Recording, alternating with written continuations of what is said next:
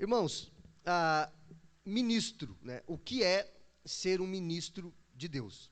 Essa palavrinha, ela vai aparecer aqui no original, né? Paulo, ele usa essa palavra, ela no grego é uperestes. Essa é a palavra grega que é traduzida como ministros. Quando a Almeida Revista e Corrigida e Atualizada, João Ferreira de Almeida, enfim, ele optou por usar a palavra ministro para traduzir essa palavra grega, uperestes, parece que deu um certo glamour, né, para o ministro, né, para o servo que ministra, que ensina, e assim por diante. Quando a gente pensa em ministro, o que vem na cabeça da gente? O terno, a gravata, a pastinha, né, o ministro da justiça, enfim. E claro que o servo de Deus, o pastor, o ministro, ou o perestes, ele tem uma responsabilidade muito grande. Ele é escolhido por Deus para exercer esse ministério. E assim como eu fui escolhido como pastor, assim como o pastor Sadovic, o pastor Edinaldo, o pastor Anderson, o pastor Jonathan, né, e tantos outros pastores que foram chamados, vocacionados por Deus para pregar o evangelho, para ensinar o evangelho. Mas interessante que essa palavrinha aqui no grego, não sei se os pastores já ouviram, qual é o real significado dela e no que provavelmente Paulo estava pensando quando ele usou essa palavrinha. Esses caras aqui chamados de uperestes eram aquelas pessoas que estavam no navio, na parte de baixo, colocando lenha para que o navio continuasse, né, ou remando, fazendo com que o navio se movimentasse. Esses servos, eles não apareciam, só aparecia o resultado do seu trabalho. Amém?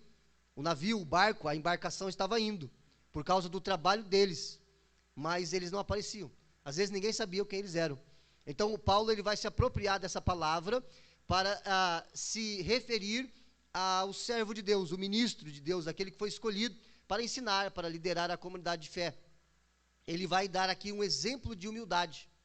Ele vai usar o próprio exemplo de humildade de Cristo, que sendo Deus, não teve por usurpação ser igual a Deus, mas aniquilou-se a si mesmo, humilhou-se a si mesmo, veio em forma de homem, forma humana, tomou a nossa forma humana, sofreu e morreu na cruz pelos nossos pecados. Então, quando nós olhamos para esse texto, nós vemos aqui algumas características do que seria um uperestes, um ministro de Cristo, um servo de Cristo, um pastor, um líder de uma comunidade. Qual é a função, qual é a responsabilidade desses homens? E essa responsabilidade é muito grande, porque eu estava conversando com o pastor Sadovic há pouco. Tem coisas que eu olho para a Bíblia assim e eu falo assim, Senhor, eu devia ter escolhido fazer outra coisa da vida, porque ser pastor é muito complicado. Mas o Sadovic me falou uma frase, qual que é a frase mesmo? Eu já fui tão longe, né, com Cristo, eu fui longe demais, né, no relacionamento com Cristo, agora não tem como voltar atrás, não dá mais, porque Deus irá cobrar de nós, mais do que irá cobrar de vocês. Porque se eu estiver ensinando errado, se eu estiver ocultando a palavra de Deus, os ensinamentos de Deus, aquilo ou o estilo de vida que nós devemos viver, por mais que você não goste, por mais que você ache difícil, eu também acho difícil. Tem coisa que eu digo assim, Senhor, mas se eu falar isso aqui na igreja, o povo vai me matar. Por que não vem o Senhor e fala então? Você acha que é fácil? Mas o Senhor nos chamou para falar, para ensinar.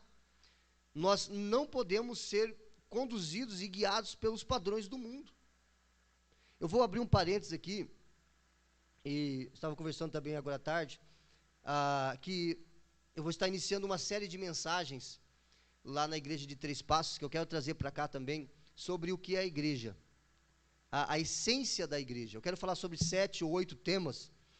Estou sendo inspirado pela Igreja Batista Segunda Igreja Batista de Goiânia, e os temas que eu quero compartilhar com a igreja é esse aqui: a essência da igreja bíblica. O que é a igreja? Será que a gente sabe o que é a igreja?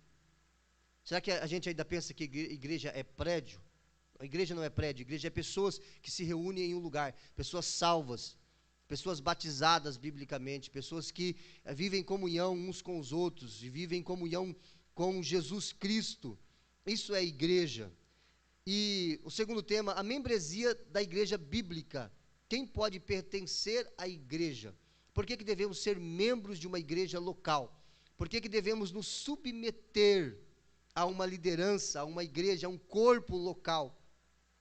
Porque a gente ouve muito hoje as pessoas dizendo que não precisam de igreja, que não precisam de pastor, os desigrejados, que não aceitam o discipulado, a disciplina, a correção, a orientação, que querem viver do seu jeito, querem viver para Deus, mas querem viver do seu jeito. A gente vê isso o tempo todo. E por que devemos ser membros de uma igreja? Terceiro, as ordenanças da igreja. Por que batismo e ceia? As duas ordenanças da igreja. Por que o batismo só de crentes que professam a fé em Jesus Cristo? Porque devemos batizar pessoas convertidas, pessoas que realmente nasceram de novo, e apenas essas pessoas. Fazer parte é realmente necessário. Mais um tema, a disciplina da igreja bíblica é realmente amoroso, disciplinar? Há quanto tempo você não vê uma pessoa sendo disciplinada na igreja? Será que é bíblico disciplinar as pessoas? Será que é bíblico disciplinar os filhos? A Bíblia vai dizer que estaremos livrando a alma deles do inferno, se disciplinarmos os nossos filhos. É bíblico disciplinar os membros de igrejas diante de situações passivas de disciplina? É bíblico, não, pastor?